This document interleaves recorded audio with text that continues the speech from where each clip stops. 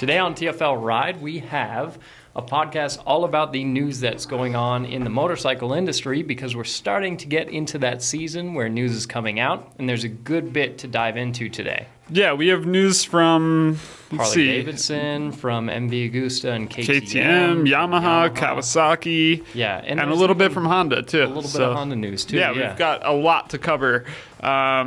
Talk for a second. My notes are going dark here because I'm in low power mode, so I'm going to let you take over while I figure this out. Is crap in the bed. Yeah. So starting with Harley-Davidson, the Livewire S2 Del Mar, a bike that we've been seeing progress on for a good while now, has confirmed specs. So everything that was somewhat in the works is now 100%, including the official pricing. So a little bit of a recap.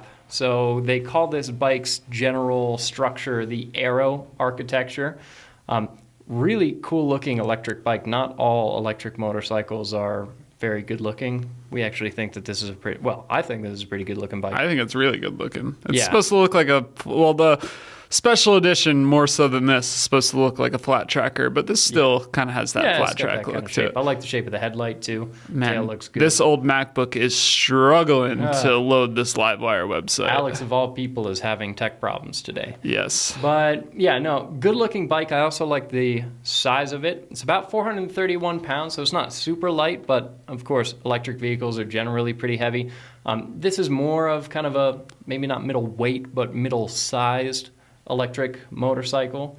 Man, you're really struggling. I'm just trying to get a front 3/4 shot, man. That'll have to do. I'm leaving it right there. 80 horsepower, 184 pound-feet of torque. You can charge from 20 to 80% in a claimed 75 minutes, which that's not too bad. No.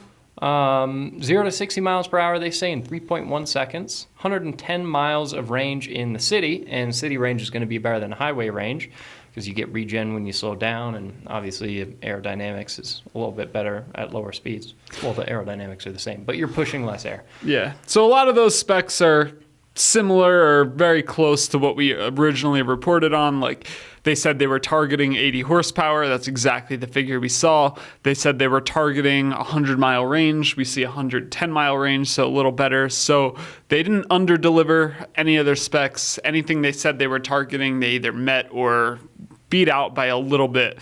But nothing was crazy that kind of blew us away. It was pretty much what we expected.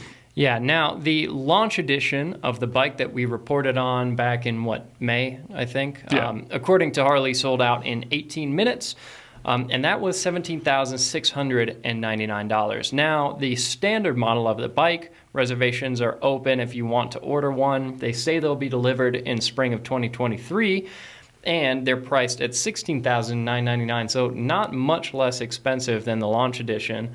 And you can get them in some pretty cool colors. Which is fair. The launch edition didn't really give you all that. Ton, yeah. No, it wasn't like nicer suspension or anything. It was basically some badging and special graphics. So not all that surprising that the prices aren't too far off. But yeah, like you said, 3 colors. We have Pacific Gray, Nightfall Blue, and Asphalt Black, and I'm not even going to dare trying to switch the colors up on this computer. Yeah, because who knows what'll happen, but there's no real reason to, because I like that Nightfall Blue. Yeah, the Nightfall Blue is cool. It looks to have sort of a matte finish to it. Yeah. And I mean, that's always something that we've been impressed with the original Livewire, now called the Livewire 1. That bike had still has really good fit and finish. It's a nicely put together bike. Expensive, but it feels really good. Made. I will say I was bummed when Livewire kind of rebranded the whole thing, because it used to be the Harley-Davidson Livewire. And when it was still branded as a Harley, they had some wicked colors. Like, I don't know if you remember that highlighter yellow sort of color, or the bright green, or that orange. They were bright in your face colors that had sort of a muted matte look to them. They were super cool and unique. And then they switched it to the Livewire 1, and it was black or white. And it was boring. I, on the other hand, was not disappointed when they rebranded it as the Livewire 1, because when they did that, the price went from, about $30,000 to now starting at $22,800. So it got way less expensive, and they didn't pull any content out of the bike. Sure, they changed the colors, but still 0 to 60, and they say 3 seconds, 146 miles of city range. So that bike has more impressive specs than what we see on this bike. They also say 100 horsepower. So not considerably, not way more impressive, but this is more affordable, a little bit less power, but I just think this is the better looking bike. I agree. And I don't know if it's because I'm just sick of the Livewire one. It's been around for a couple of years now. And this is just fresh and new. So that might be part of my reason why I like the look of it. But it is really cool looking. And I like how, you still have sort of a tank design there, even though there's no tank. I think even if those two bikes had launched at the exact same time, I would still like this better. Probably. You pulled up the Livewire one. Do you have a weight there for it? Ooh, I'm curious what the difference is. It's definitely going to be heavier because it is bigger bike, bigger battery. It's part of the reason that it gets more range. But when I go over to specs, dimensions, they say 562 pounds. And this is 431. So very big weight difference. It'll actually be interesting to see this being 80 horsepower, that being 100 horsepower.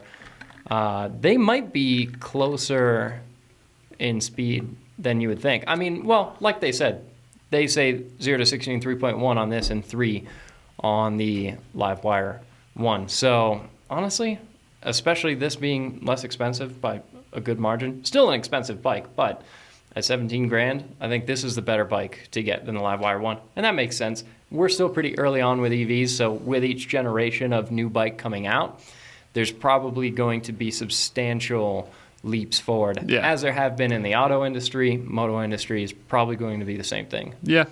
Couple things I wanted to point out too. I love the headlight design on this bike. Just that really cool oval look that Harley uses on a lot of their bikes.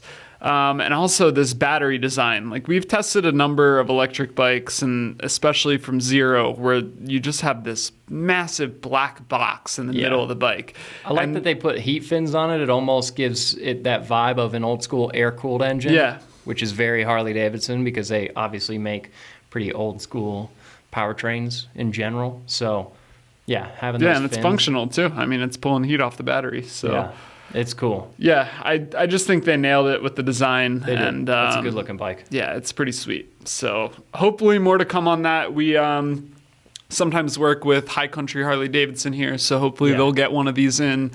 And we'll be able to ride it. And who knows, maybe they'll even have, I would assume they're going to have some sort of ride program for it that hopefully Harley will invite us on. So there you go. There's the S2 Del Mar. Like we said, 17 grand, delivery spring 2023, and you can go and put your reservation in now. Yeah, so there is the newest confirmed details on that. And now we can move on to some news from KTM, which is pretty exciting.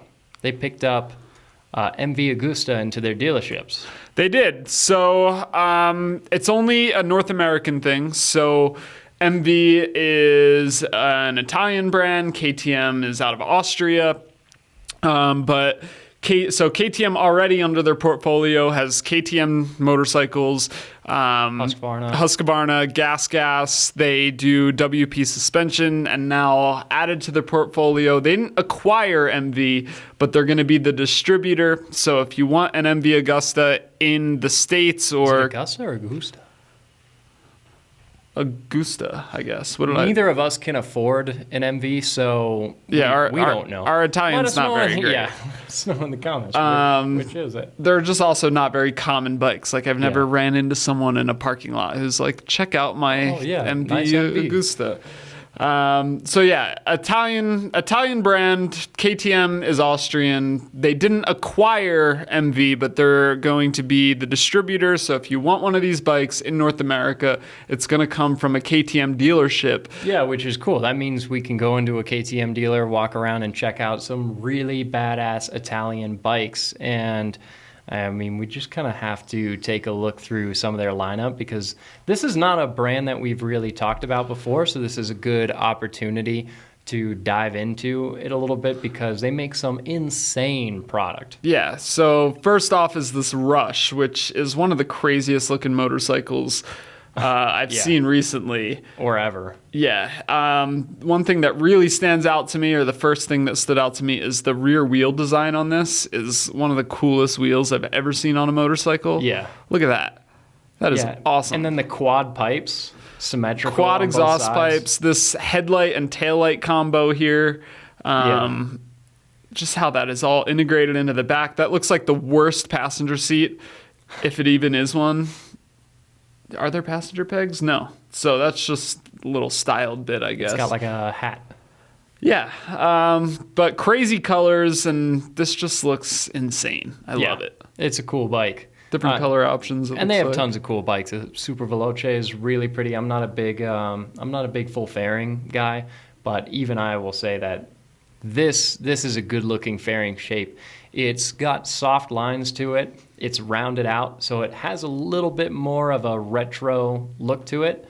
It's clearly not an old bike, but I do love the round headlight and the curvy fairings. That just gives this bike kind of a timeless classic shape that, I mean... It almost looks like really that Speed Triple. What is it, the RS? Right, yeah. Yeah, super cool. They just make some really unique bikes. If you want something that stands out, if you want to go to a bike meetup or whatever and you want to park your bike next to 50 other motorcycles and be pretty sure that the one you have, no one else is going to have, go buy one of these because they're just not that popular. And I've heard really great things about them. So yeah, right now KTM mostly focused on off-road bikes, and that's across everything in their portfolio. So yeah, they have plenty of street bikes still. They have a few, not as many as the other manufacturers. So they have like the Super Duke, the whole Duke lineup, the RC390, and then the RC8C, which is a super limited production, track-only, very expensive motorcycle. But besides that, all of Husky is off-road focused. They have like some supermotos, and then all of Gas is off-road focused. Also, I think the Triumph we were thinking of was the Speed Triple RR. RR. Yeah. Not RS. Yeah, but it does have that kind of shape. Yeah, similar look to it. But anyway, they didn't acquire MV, but if this goes well and, they start seeing a lot of sales through KTM dealerships, I think we could see an acquisition at some point and see KTM kind of expand their street bike lineup by acquiring a brand like this. Yeah. There's rumors around, there's rumors out there about that happening already. So yeah, I think it could happen. People are begging for that same thing to happen with the Aprilia. Maybe some part sharing. Yeah, exactly. Oh, you know what? The other thing that we got to show from MV? I don't. What is that? The pit bike. Oh, yeah. How did I find that before? Was that? Yeah. Yes. There we go. The e-scooter. If you want the coolest pit bike at the track, you need an MV Agusta pit scooter. It's the Rapido Serie Oro. Yeah, $1,200, but it's 500 watts, dog. 500 watts, 24 Newton meters of torque, whatever the hell that means. Paint scheme like the Iron Man suit. My favorite part about this is the headlight and the taillight. Like, look at that little taillight on there. It looks, and the little fender license plate hanger thing. Oh, this is so cool. Probably, if I had to guess, some sort of cheap Chinesium scooter that's been rebranded with some fancy bodywork. MV seems to make pretty high quality product, but yeah, the headlight design is hilarious. Imagine how rad you would be riding around the pits on that. In full leathers on one of these. Yep. Yeah. That's just an awesome little piece of machinery there. So there's that, Look at that. It's got like winglets. Magnesium frame is what it says right there. That's what you're paying the big bucks for. Look at it's got disc brakes front and rear. Yeah. Damn. Full digital dash. That's a hell of a machine right there. Don't say Italians don't know how to be funny. It folds up. That's cool. Yeah. That's a cool machine. So hopefully we see some of those in KTM dealers. That would be fantastic. I'd love to review one of these as our first MV video. Yeah. The only MV Agusta video on the channel is a electric scooter. It's possible to get one of those in the U.S. If anyone is selling one on eBay, like a designer scooter. I mean, I just added it to my cart, so let's see if it'll... Rapido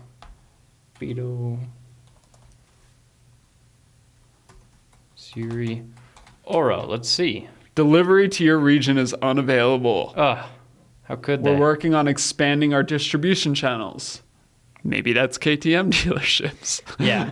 We can only hope that we'll be seeing these super expensive but really cool scooters, electric scooters. I am KTM not buying dealers. one of these, but Yeah. they're cool. I like that they exist. They also make some like electric mountain bikes and road bikes and stuff. But anyway, Which would also be cool. MV Agusta's coming to KTM dealerships. Not every KTM dealership, but some of them. They're also planning on opening up some exclusive MV only stores or MV only dealerships here in the States. So should be easier to get. We had like one dealership in the Denver area, Faye Myers. Not a shout out or anything to them, but they carried Ducati and they had MV for a while. So you kind of had to shop around and find, dealerships did exist, but now I think it'll just be more commonplace that you can go Easier. to a KTM dealership Yeah. and know that they'll be there. More consistent. There you go. Now we have some Yamaha news, and it's news that will probably excite Alex because it's about the Tracer 9 GT, which is a bike. Well, you had a 900 GT. I had not the GT, I had a Tracer 900 standard base model. But similar bike. This is like the new motor, newly redesigned, new name. So very similar to the one I owned. But this just came out, I think it was last year. I think it was all new for the 2021 model year. And yeah, not huge news for it this year, but there's been some patent news. And apparently this bike is getting a radar assisted cruise control system. So you'll have adaptive cruise and possibly even like a blind spot monitoring system. This has been taking off the past year or two. Some bikes that we've seen this on, the Multistrada V4, we actually rode that bike out in LA and tested this system or a similar system.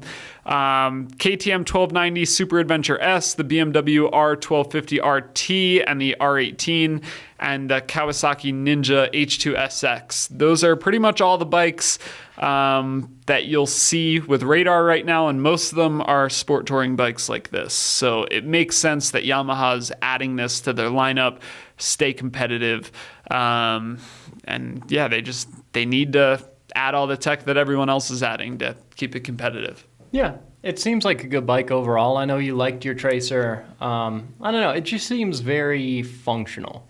Yeah. Which is good. It doesn't, I guess it doesn't get me excited personally just because of how functional with the windshield and side cases and just the general design of it. It was great overall. when I used to ride it into work. I'm sure it's very practical. Yeah, I could throw my camera in the side case, ride home with it, my lunch. I ride with a backpack into work every day now, whether I'm on the Monkey or the MT-09. I never took a backpack with this. You could last a long time. Seats comfortable.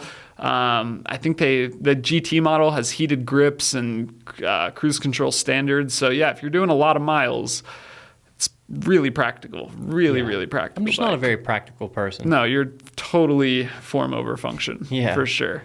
But no, the good bike. Good to see more tech coming at it because that'll just make it even more functional. Yeah, there's a little bit we learned with the patent filings. So most of these bikes use the same Bosch sensor to power the radar cruise control. And most of them, you see that sensor. It's like a black box up in the front. The patent for this, and we don't have any official images from Yamaha yet, but showed like a little plastic cover fairing that goes over the radar sensor, so the radar can still function through it. But what that means is you don't have this ugly black box sticking out. They can kind of style the bike around it. But also, you're going to get bugs and stone chips and rocks thrown at that sensor. The idea is, one, it'll be easier to clean because it'll probably be a painted part. But also, if it cracks or whatever, it's just probably a cheap little plastic piece that you can pull out and put a new one in instead of replacing the whole sensor. So that's cool. And also, this probably will end up being the cheapest bike on the market with a radar cruise control system, which is pretty cool. So $15,000 is what the current bike is at. The next cheapest bike with radar is the KTM, which is $19,500. So We'll probably see a little bit of a price increase on this, maybe a couple $100 since it's getting some new tech, but it still should be a significant amount cheaper than anything else with radar. So if you're into tech and functionality like Alex, this is big And news. affordability. And affordability. There you go.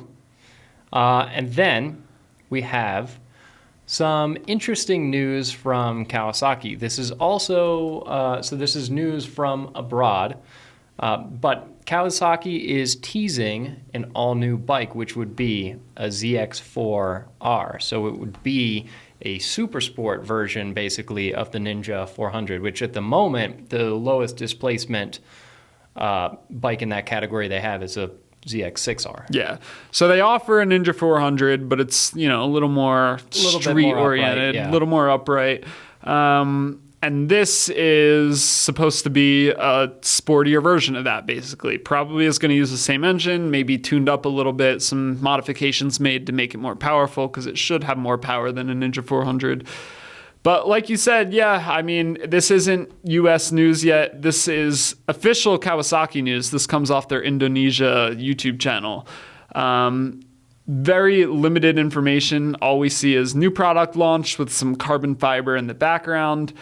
And then if we wait a couple seconds, you see ZX. And that's basically all you get. ZX and carbon fiber. So it tells us a lot. It tells you it's a sport model. ZX is definitely their full tuck race position sport bikes. Yeah, and apparently they say we're going to have more information on October 1st. So in just a couple days, the more substantial news will be coming out. And that's Kawasaki Indonesia saying that. So probably a press release will come out just for other markets that doesn't include us. But all rumors point to this bike being available here in the States. Yeah. So the rumors are based on patent filings and vindicators to kind of point at the fact that this is probably going to be a bike in the U.S. It should still have that 399cc inline four. Yeah, and similar styling to the other, bikes in that category like the ZX6R. But it'll be interesting to see what exactly they come out with, and we'll find out very, very soon on that. Yeah, I really hope this makes it to the U.S., and there's just been an explosion of small displacement bikes.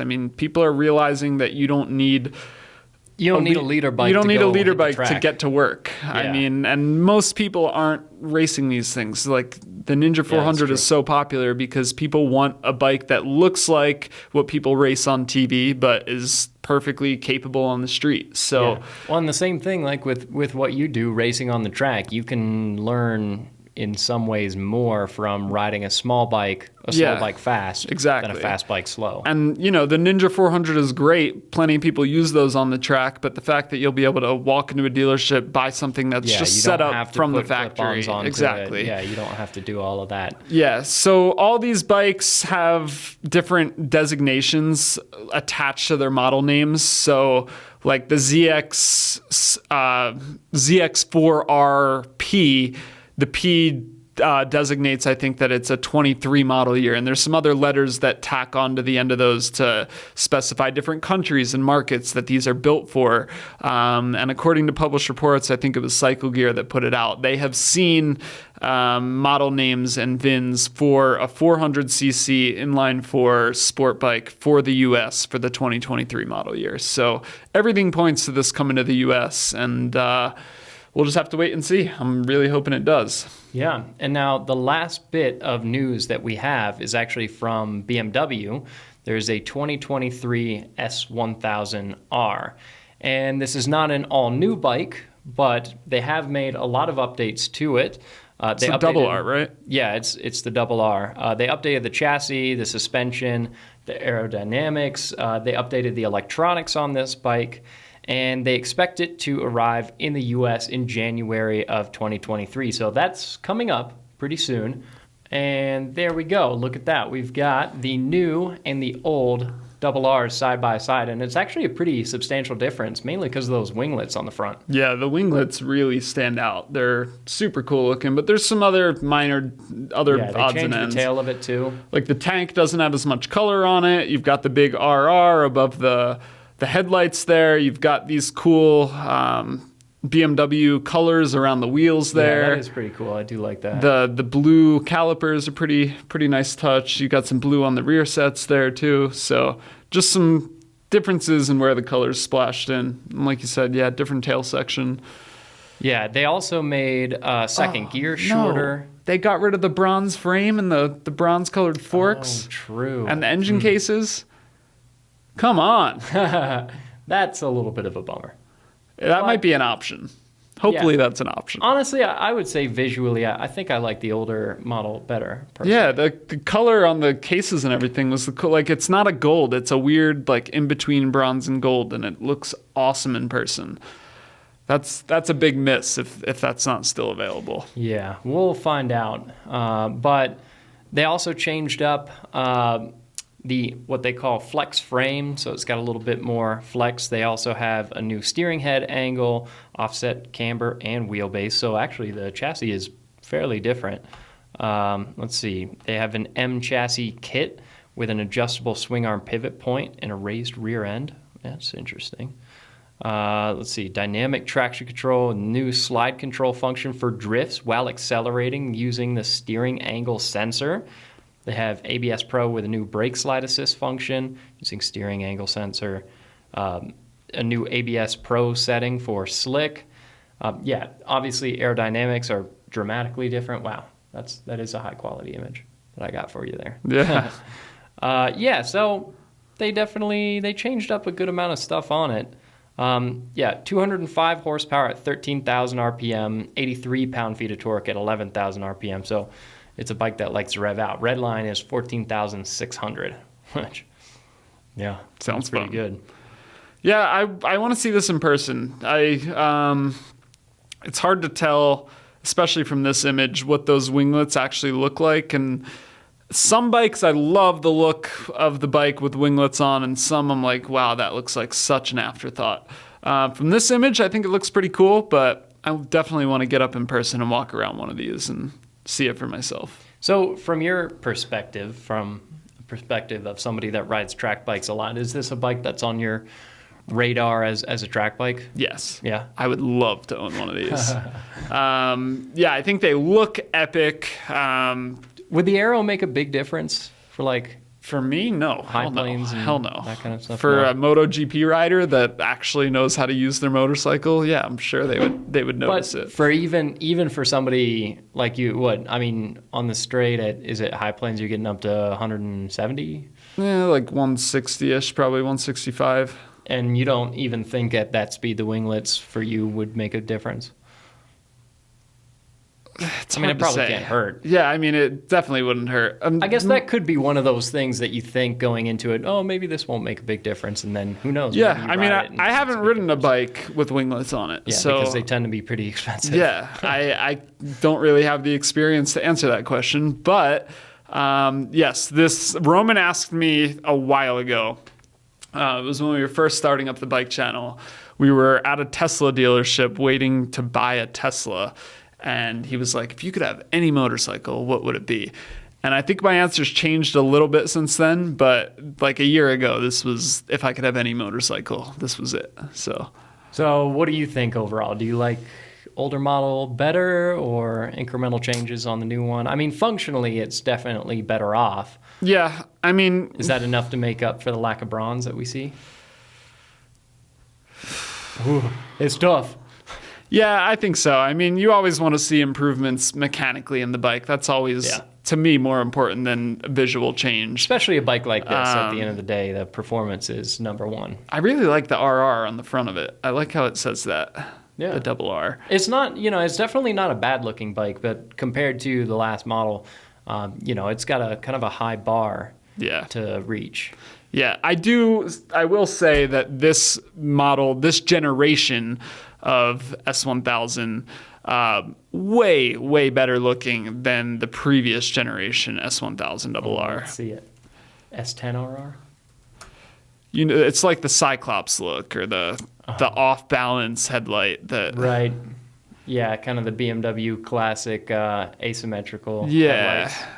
Yeah. Yeah, like that. Oh, wow. There you go. So I think it looks a million times better than that did. Yeah. Definitely. I mean, that's a fairly low bar. So they set the bar very high with the model that's just now being replaced. That, not so much. Not so much. Look at this one, though. It's kind of a funky livery. Yeah. I like that's that. pretty cool. Again, you've got the gold kind of bronze colors in there. Yeah. Which is pretty nice.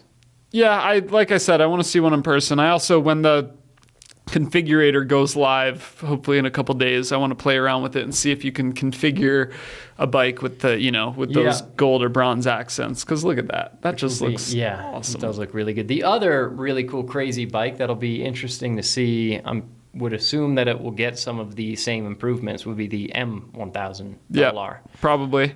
And even the single R, the S1000R, the more of a naked bike, could see some changes too. Yeah, so at the moment we have no information about that, anything with the M1000RR, but you would assume.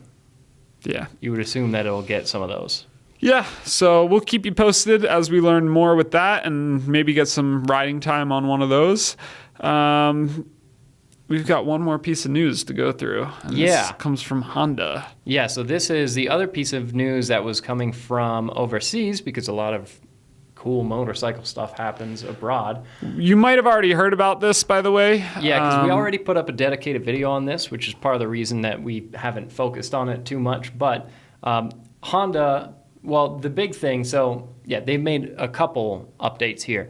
The big update that we're really excited about is a few updates, one in particular that they made to the new Honda Monkey for 2023. They added just the coolest color scheme you could imagine to the bike. They gave it a plaid seat design, and they also changed where they put the color on the bike, which is really cool. So now instead of the color all being on the tank, they have the color on the frame, the swing arm, the forks, and that makes it a little bit more subtle. What's not so subtle, especially on this red model, is that red plaid seat, which is something that they did in the past. They've done a number of plaid seats on some of their old school bikes way back in the day. So this is calling back to some of their classic designs, but that just looks incredible. They haven't confirmed this for the US, but fingers crossed. Yeah, I think it's pretty safe to say we'll see these plaid models here in the U.S. We'll see. I hope so. I think it's going to happen, though. I'm maybe a little too wishful, but I'm just staying that way because if I hope enough, it might actually happen. Will it into existence? Yeah. So, you've got two gray plaid seats on the yellow and the black model, a really cool red plaid on the red model, and then they switched up the tanks too, so no longer do you have a paint match tank. They're now just silver, white, and black, and really cool look. You've kind of got two different looks. You have a silver tank with a white inlay on the black and the yellow, and then kind of inverted colors there on the red one, and I think it's a really cool look. I definitely want to try and find one of these gray plaid seats to throw on my Monkey, and I would even see if I could find one of those silver tanks with the white inlays too. I think that'd look really cool with the blue. Just some new fun colors from Honda. Like Kay said, this is confirmed for the European markets right now, not confirmed for the US yet, but hopefully we'll see it soon. And the reason we think it's going to come here is because last year when the Monkey was revised and got the 5-speed transmission, that was confirmed for Europe about 5 weeks before it was confirmed here for the US. We, of course, saw the same changes. We saw the same changes in the striping on the tank and the transmission. It just took us a few extra weeks to get it here in the US. So I'm hoping that same thing holds true for these plaid models. The other bit of news that Honda came out with, at least in their European market, is a few new color schemes for the Honda Goldwing, but nothing as cool as what they did with this Monkey. We can only hope that ours for the 23 model year will be as cool as this, because we've had some similar color schemes to what they get in Europe for the last model year, Definitely, they're usually a little bit different, but if we got even just one of these, especially the yellow or the red, I mean, who wouldn't be buying that? Yeah, the red is awesome. Yeah, the red is really cool. It would just be a good business decision to bring those to the States. Speaking of good business decisions, Honda, please bring your DAX here to the U.S. This and the DAX. I will say it every time we talk about Honda Mini Motos. That's all we're asking for. Bring the DAX to the States, and you will have... You'll make money. At least one customer. It'll be worth your time. Yeah. So there we go. That is the news that's happening right now in the motorcycle industry. And again, I mean, we're getting into the season where we're going to get pretty consistent updates to a lot of bikes heading towards the new year. So definitely stay tuned because there's going to be a lot more going on. Tons more, a lot of exciting bikes coming up. We're also in this age of electrification where it's not only the big legacy manufacturers that are announcing new bikes, but we're seeing new brands pop up constantly and just crazy new takes on what a motorcycle should be. So it's a fun time to be a motorcycle enthusiast, motorcycle rider, and stay tuned because lots more to come down the road. Absolutely. Let us know what you think in the comments below, and we'll catch you in the next video.